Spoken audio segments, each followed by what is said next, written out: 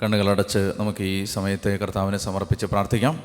ഈശോയുടെ കരുണ കൊണ്ട് പുതിയപ്പെടാനായിട്ട് ആഗ്രഹിക്കാം. നമ്മൾ മർക്കോസിൻ്റെ സുവിശേഷം 11-ാം അധ്യായം പഠിച്ചുകൊണ്ടിരിക്കുന്നു. അത് നന്നായി ഗ്രഹിക്കാൻ കർത്താവെ അങ്ങയുടെ കൃപ, അങ്ങയുടെ ആശീർവാദം ഞങ്ങൾക്ക് ഓരോരുത്തർക്കും തരണമേ എന്ന് ഞങ്ങൾ ആഗ്രഹിക്കുന്നു. മാതാവേ, അമ്മയുടെ മാധ്യസ്ഥം തേടി പ്രാർത്ഥിക്കുന്നു.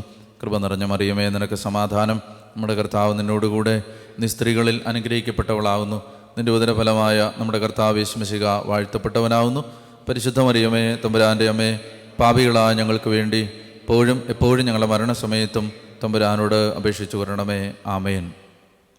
പിതാവിൻ്റെയും പുത്രൻ്റെയും പരിശുദ്ധാത്മാവിൻ്റെയും നാമത്തിൽ ആമേൻ.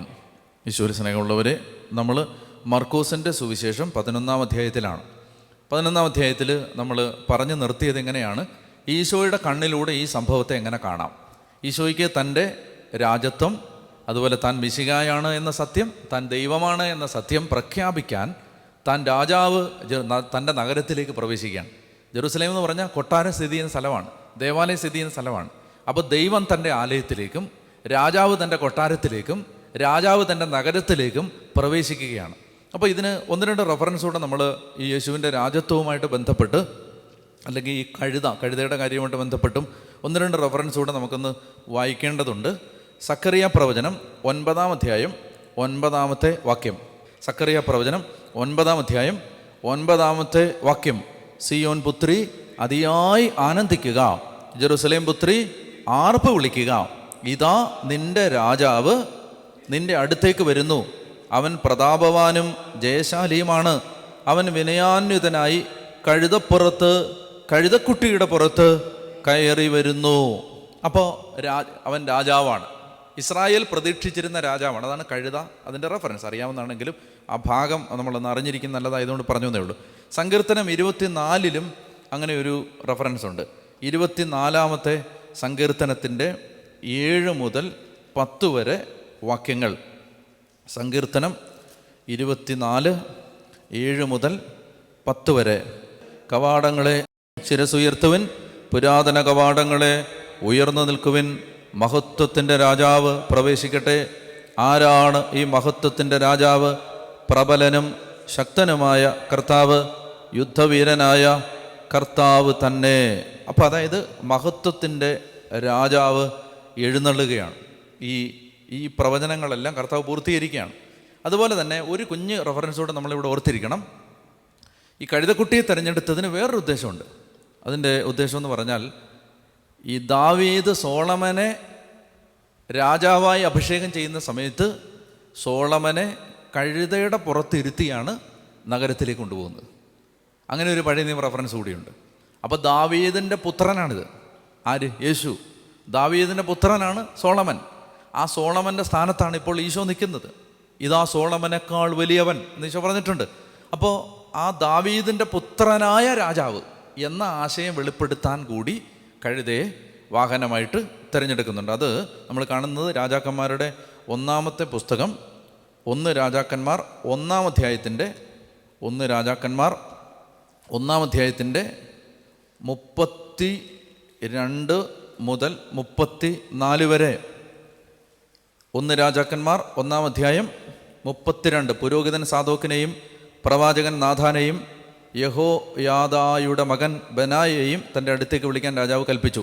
അവർ വന്നപ്പോൾ പറഞ്ഞു, നിങ്ങൾ രാജസേവകന്മാരെ കൂട്ടിക്കൊണ്ട് എൻ്റെ മകൻ സോളമനെ എൻ്റെ കോവർ കഴുതയുടെ പുറത്ത് ഇരുത്തി ഗീഹോനിലേക്ക് കൊണ്ടുപോകാൻ അവിടെ വെച്ച് പുരോഹിതനായ സാദോക്കും പ്രവാചകൻ നാഥാനും അവനെ ഇസ്രായേലിൻ്റെ രാജാവായി അഭിഷേകം ചെയ്യട്ടെ. ഇപ്പോൾ സോളമനെ രാജാവായി അഭിഷേകം ചെയ്യുന്നതിന് മുമ്പ് എവിടെ ഇരുത്തിയാണ് കൊണ്ടുപോയത്? കഴുതയുടെ പുറത്തിരുത്തിയാണ് കൊണ്ടുപോയത്. അപ്പോൾ അതാണ് ആ റെഫറൻസ്. മനസ്സിലാവുന്നുണ്ടോ? അപ്പോൾ ദൈവം, അപ്പോൾ ഈ കർത്താവ് യേശു മിശിഹായ്ക്ക് ഈ നഗരപ്രവേശനത്തിൽ വാഹനമായി കഴുതയെ തിരഞ്ഞെടുത്തതിൻ്റെ കർത്താവ് യേശു മിശിഹായുടെ ഉദ്ദേശം അവൻ്റെ രാജത്വം, ദൈവത്വം, അവൻ മിശിഹായാണ് എന്ന സത്യം വെളിപ്പെടുത്തുകയാണ്. ഇനി ജനത്തിൻ്റെ കണ്ണിൽ ഇനി നടന്ന കാര്യങ്ങളെല്ലാം മനസ്സിലാകണമെങ്കിൽ നമുക്ക് ജനത്തിന് ഇതെന്തായിരുന്നു അവർ മനസ്സിലാക്കിയിരുന്നത് എന്ന് നമ്മൾ കാണേണ്ടതുണ്ട്. ജനം എന്താണ് മനസ്സിലാക്കിയത്? എന്തുകൊണ്ടാണ് അവരിങ്ങനെ പ്രതികരിച്ചത്? അതിന് ചില കാരണങ്ങളുണ്ട്. അതായത് ഈ സംഭവം നടക്കുമ്പോൾ, കേട്ടാൽ മതി നിങ്ങൾ, ഈ സംഭവം നടക്കുമ്പോൾ ഏതാണ്ട് 20 ലക്ഷത്തിനും 25 ലക്ഷത്തിനുമിടയിൽ യഹൂദ പുരുഷന്മാർ ജെറുസലേമിലും പരിസര പ്രദേശങ്ങളിലും ഉണ്ടാവും. 20-25 ലക്ഷത്തിനിടയിൽ ആളുകൾ, എന്താണ് 2 മില്യൺ അല്ലെ 2.5 മില്യൺ, അത്രയും ആളുകൾ ഈ നഗരത്തിലും അതിൻ്റെ പരിസര പ്രദേശങ്ങളിലും ഉണ്ടാവും. എന്തിനാണ് അവർ വരുന്നത്? പെസഹാ തിരുനാളിന് വന്നതാണ്. ഒരു യഹൂദ പുരുഷന് മോശ നൽകിയിരുന്ന നിയമം, വർഷത്തിൽ 3 തിരുനാളിന് നിങ്ങൾ ജെറുസലേമിൽ നിർബന്ധമായും എത്തണം, ലോകത്തിൽ എവിടെയാണെങ്കിലും എത്തണം. അപ്പോൾ കൂടാര തിരുനാളിന്, പന്തക്കുസ്തായ്ക്ക്, പെസഹാ തിരുനാളിന്. പെസഹാ തിരുനാൾ അടുത്ത് വരികയാണ്. പെസഹാ തിരുനാളിന് ഒരുക്കമായി ഇവിടെ തടിച്ചുകൂടിയ ഏതാണ്ട് 20 ലക്ഷത്തിനും 25 ലക്ഷത്തിനും ഇടയിൽ യഹൂദ പുരുഷന്മാർ ഈ നഗര പ്രാന്ത പ്രദേശങ്ങളിൽ ഉണ്ട്. പ്രധാനമായവർ താമസിച്ചിരുന്നത് ഈ മലകളിലാണ്. കാരണം നഗരത്തിൽ എല്ലാവരെയും അക്കോമഡേറ്റ് ചെയ്യാൻ പറ്റാത്തതുകൊണ്ടും നഗരത്തിൽ താമസിക്കുന്നത് ചിലവേറിയ ഒരു കാര്യമായതുകൊണ്ടും നഗരത്തിൽ അതിന് സ്ഥലമില്ലാത്തതുകൊണ്ടും ഇവർ ഈ നഗരത്തിന് വെളിയിലുള്ള ഗ്രാമങ്ങളിലാണ് താമസിക്കുന്നതും അതുപോലെ തന്നെ മലകളിൽ കൂടാരമടിച്ചാണ് വസിക്കുന്നത്. മനസ്സിലാവുന്നുണ്ടോ? ഈ കൂട്ടത്തിൽ യേശുവിനെ അറിയാവുന്ന 10,000 ആളുകളുണ്ടാവും. ഉണ്ടാവുമല്ലോ. കഴിഞ്ഞ 3 വർഷത്തെ മിനിസ്ട്രി അനുഭവിച്ച ആളുകൾ ഇഷ്ടം പോലെ ഈ കൂട്ടത്തിലുണ്ട്. പ്രത്യേകിച്ച് ഈ വന്ന ആളുകളിൽ അനേകം ആളുകൾ ഗലീലിൽ നിന്നുള്ളവരായിരിക്കും, കഫർനാമിൽ നിന്നുള്ളവരായിരിക്കും, യൂദയായുടെ പ്രദേശങ്ങളിൽ നിന്ന് മാത്രമല്ല, ഈ ഈശോ ആദ്യം ശുശ്രൂഷ ചെയ്ത ഗലീലി പ്രദേശങ്ങളിൽ നിന്ന് വന്ന ആളുകളായിരിക്കും കൂടുതൽ. സിറ്റിയിലുള്ളവർക്ക് യേശുവിനെ അത്ര അറിയണമെന്നില്ല. പക്ഷേ ഗ്രാമങ്ങളിൽ നിന്ന് വന്ന മനുഷ്യർക്കെല്ലാം ഈശോയെ അറിയാം ഇതിനോടകം. കാരണം അവൻ്റെ കീർത്തി സമീപ പ്രദേശങ്ങളിലെല്ലാം വ്യാപിച്ചിട്ട് ജെറുസലേമിൽ നിന്ന് പോലും ആളുകൾ ഗലീലിയിൽ വന്നായിട്ട് മർക്കോസ് നമ്മൾ കണ്ടതാണ്. അപ്പോൾ മാത്രമല്ല, യഹൂദരുടെ ടെറിട്ടറി മാത്രമല്ല, വിജാതീയരുടെ 10 നഗരങ്ങൾ, ദക്കാപ്പോളീസ്, അത് നമ്മൾ കണ്ടതാണ്. അവിടെ എല്ലാം കർത്താവ് പോപ്പുലറാണ്. അപ്പോൾ ആ നാട്ടിൽ ഏതാണ്ട് AD 29 ഇത് നടക്കുന്നത്. ഏതാണ്ട് കാലഗണന കൃത്യമായി പറഞ്ഞാൽ AD 29. അപ്പോൾ AD 29 ഇത് നടക്കുന്ന സമയത്ത്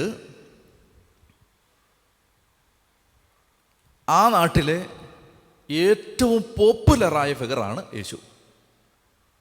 നമ്മൾ ആ ബാക്ക്ഗ്രൗണ്ട് ശരിക്കും മനസ്സിലാക്കണം. ആ നാട്ടിലെ ഏറ്റവും പ്രശസ്തനാണ് യേശു എന്ന് പറഞ്ഞാൽ 10 പേര് കൂടുന്നെടുത്ത് ഈ 10ൽ ഒരു 2 പേർക്കെങ്കിലും ഇവനെ അറിയായിരിക്കും. പോപ്പുലറാണ്, ശരിക്കും മനസ്സിലാക്കണം. മാത്രമല്ല, ഈ ജനം വന്ന ജനത്തിൽ ഒരുപാട് ആളുകൾ ചോദിച്ചൊരു ചോദ്യമുണ്ട്: ഈശോ തിരുനാളിന് വരുമോ? ഈശോ തിരുനാളിന് കാണുമോ? അതിന് പല ഉദ്ദേശമുണ്ട് ആ ചോദ്യത്തിന്. അവനെ സ്നേഹിച്ചിരുന്നവർക്ക്, അവൻ്റെ അത്ഭുതങ്ങളും അടയാളങ്ങളും ഒക്കെ കണ്ടവർക്ക്, അനുഭവിച്ചവർക്ക് കർത്താവ് വരുന്നൊരു സന്തോഷമാണ്. അവനെ ഭയപ്പെട്ടിരിക്കുന്നവർക്ക് ഇവൻ വന്ന് കലാപമുണ്ടാക്കുമോ, ജനത്തെ തിരിക്കുമോ എന്ന ഭയമുണ്ട്. അപ്പോൾ 2 കൂട്ടരും ചോദിച്ച സെയിം ക്വസ്റ്റ്യൻ, ഇവൻ വരുമെന്നാണ്. യോഹന്നാൻ്റെ സുവിശേഷത്തിൽ അവൻ്റെ സഹോദരന്മാർ ചോദിക്കുന്നുണ്ട്, നീ തിരുനാളിന് പോകുന്നുണ്ടോ? അപ്പോൾ ആ AD 29 പെസഹാ തിരുനാളിന് ആളുകൾ ഒരുപോലെ ചോദിച്ചൊരു ചോദ്യമുണ്ട്: will Jesus Christ come for this feast? ഈശോ വരുമോ? അപ്പം നടന്നു പോകുന്ന 10 യഹൂദരിൽ 2 യഹൂദർ ശ്രദ്ധിക്കുന്നുണ്ട്, ഈശോ ഉണ്ടോ, വന്നിട്ടുണ്ടോ, തിരയുന്നുണ്ട്. ചില കണ്ണുകൾ അവനെ അന്വേഷിക്കുന്നുണ്ട്, ചില അധരങ്ങൾ അവനെ ആരായുന്നുണ്ട്. വന്നിട്ടുണ്ടോ? ഈശോയെ കണ്ടായിരുന്നോ? ഈശോ വന്നായിരുന്നോ? അറിയോ? എവിടെയെങ്കിലും വെച്ച് കണ്ടായിരുന്നോ? ആരെങ്കിലും പറഞ്ഞോ?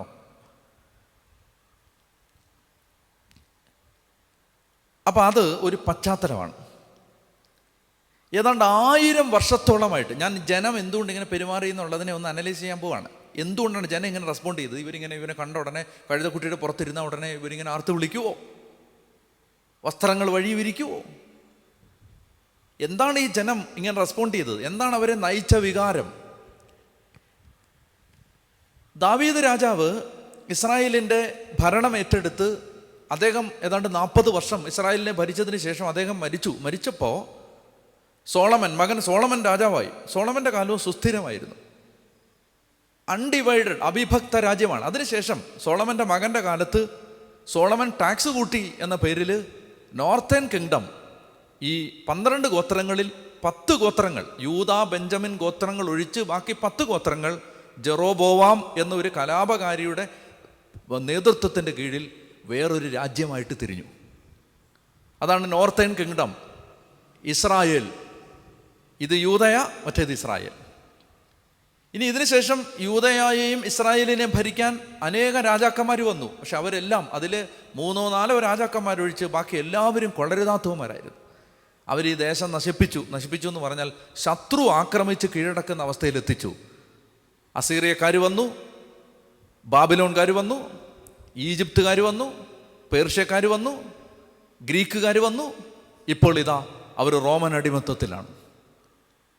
എന്ന് പറഞ്ഞാൽ കഴിഞ്ഞ 1000 വർഷങ്ങളായി ഈ ജനത സ്വാതന്ത്ര്യത്തിൻ്റെ ശുദ്ധവായു ശ്വസിച്ചിട്ടില്ല. കഴിഞ്ഞ 1000 വർഷമായിട്ട് അവരുടെ ഉള്ളിൽ അടക്കി വെച്ചാലും പുറത്തു വരുന്നൊരു തേങ്ങലുണ്ട്. ദാവീദിൻ്റെ രാജ്യം, ദാവീദിൻ്റെ സിംഹാസനം, ഞങ്ങളെ ദൈവം അയച്ച ഒരു രാജാവ് ഭരിക്കുന്ന ഒരു രാജ്യം. ഇത് ഈ ജനത്തിൻ്റെ അബോധങ്ങളിലെ മറഞ്ഞു കിടന്ന, മറനീക്കി പുറത്തു വന്ന സ്വപ്നമാണ്. ജനം എപ്പോഴും ആകുലപ്പെട്ടിരുന്ന വിലാപമാണ്. അവരുടെ അധരങ്ങളിലൂടെ ഉതിർന്നു വന്ന സങ്കടമാണ്, നിലവിളിയാണ്. എന്നാണ് ഈ രാജ്യം പുനഃസ്ഥാപിക്കപ്പെടുക? പക്ഷെ വാഗ്ദാനം കിടപ്പുണ്ട്.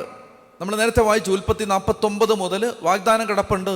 യൂദായുടെ അധികാരി, യൂദായുടെ ചെങ്കോൽ എടുക്കുന്നവൻ, അവൻ വരും, ദാവീദിൻ്റെ സന്തതി ഇത് ഭരിക്കും. വാഗ്ദാനം കിടപ്പുണ്ട്. അപ്പം അതുകൊണ്ട് നൂറ്റാണ്ടുകളായിട്ട് ഈ ജനം കഴിഞ്ഞ 1000 വർഷമായിട്ട് അവർ പ്രതീക്ഷിച്ചും നിലവിളിച്ചും കാത്തിരുന്ന ഒരു വരവാണ്, ഒരു വിമോചകനായ രാജാവിൻ്റെ വരവ്. വല്യപ്പന്മാർ അപ്പന്മാരോടും അപ്പന്മാർ മക്കളോടും തലമുറകളായി പറഞ്ഞു കൊടുത്ത, അവരുടെ മനസ്സിൽ തലമുറകളുടെ അബോധത്തിൻ്റെ അടരുകൾക്കിടയിൽ മറഞ്ഞു കിടന്ന ഒരു നിലവിളിയും സ്വപ്നവും ആഗ്രഹവുമായിരുന്നു ഇസ്രായേലിൻ്റെ രാജ്യം തിരിച്ചു പിടിക്കാൻ ഒരു രാജാവ്. ഓരോ തിരുനാളിന് വരുമ്പോഴും അവരുടെ കണ്ണുകൾ തിരഞ്ഞുകൊണ്ടിരുന്നു അത്തരം ഒരു രാജാവിനെ. ജെറുസലേമിൽ ഒരു തിരുനാളിന് വരുമ്പോൾ അവരന്വേഷിച്ചു കൊണ്ടിരുന്നത് വിമോചകനായ രാജാവ് എത്തിയിട്ടുണ്ടോ. ഇനി വേറൊരു കാര്യം കൂടെ. ഇസ്രായേലിൽ ഓരോ പെൺകുട്ടിയും ഗർഭം ധരിച്ച് ഒരു കുഞ്ഞിനെ പ്രസവിക്കുമ്പോൾ ആ വീട്ടിലെ ഒരു മുതിർന്ന ആൾ തെരുവിലേക്ക് ഓടി ഇറങ്ങിയിട്ട് വിളിച്ചു പറയും, ദാവീദ് ജനിച്ചിട്ടുണ്ട്, ദാവീദ് ജനിച്ചിട്ടുണ്ട്. കാരണം ഓരോ കുട്ടിയെയും അവർ സ്വപ്നം കണ്ടു, ഇത് ദാവീദായിരിക്കും, ഇത് ദാവീദിൻ്റെ സിംഹാസനം തിരിച്ചു പിടിക്കുന്ന രാജാവായിരിക്കും. ഓരോ കുഞ്ഞു പിറക്കുമ്പോഴും അവരിങ്ങനെ തെരുവിൽ ഇറങ്ങിയിട്ട് David has come, David has come എന്ന് പറയും. ദാവീദ് വന്നിട്ടുണ്ടെന്ന് പറയും. ദാവീദ് എന്ന കുട്ടിയുടെ പേരല്ല, പക്ഷെ ഈ കുട്ടി ദാവീദാവാം, ദാവീദിനെ പോലെ ഒരു രാജാവാം. മനസ്സിലായി? തലമുറകളായി മനുഷ്യൻ്റെ അബോധങ്ങളിൽ അതിനടിയിൽ അടിഞ്ഞുകൂടിക്കിടന്ന, ഉറഞ്ഞുകൂടിക്കിടന്ന, മറഞ്ഞു കിടന്ന ഒരു ആഗ്രഹമാണ് ഒരു വിമോചകൻ വരണം. ഇവരെന്തെന്നറിയാമോ? കുറച്ചുനാൾ മുമ്പ് ഈശോയോട് അവർ പറഞ്ഞു, ഞങ്ങൾ നിന്നെ രാജാവാക്കട്ടെ. രാജാവാക്കാൻ ശ്രമിച്ചിരുന്നു. പക്ഷെ അവൻ അവരുടെ ഇടയിൽ നിന്ന് ഓടി രക്ഷപ്പെട്ടു. ഈ ഞങ്ങൾ നിന്നെ രാജാവാക്കട്ടെ എന്ന് ചോദിച്ചതിനാ. കാരണം എന്തറിയോ? ഇപ്പം ഈ ദേശം വിഭജിക്കപ്പെട്ട് കിടക്കാണ്. ഈ വടക്ക് ഭാഗം എല്ലാം കൂടെ ഭരിക്കുന്നത് ഫിലിപ്പ് എന്ന് പറയുന്ന രാജാവാണ്. മറ്റേ ഹെറോദോസിനെ കൊന്ന ആൾ ഫിലിപ്പ് എന്ന് പറയുന്ന രാജാവ്. സോറി, ഹെറോദോസ് അല്ല, സ്നാപയോഹന്നാനെ കൊന്ന ആൾ ഫിലിപ്പ് വടക്ക് ഭരിക്കുന്നു. പിന്നെ ഗലീലി ഭരിക്കുന്നത് ഹെറോദേസ് രാജാവ്.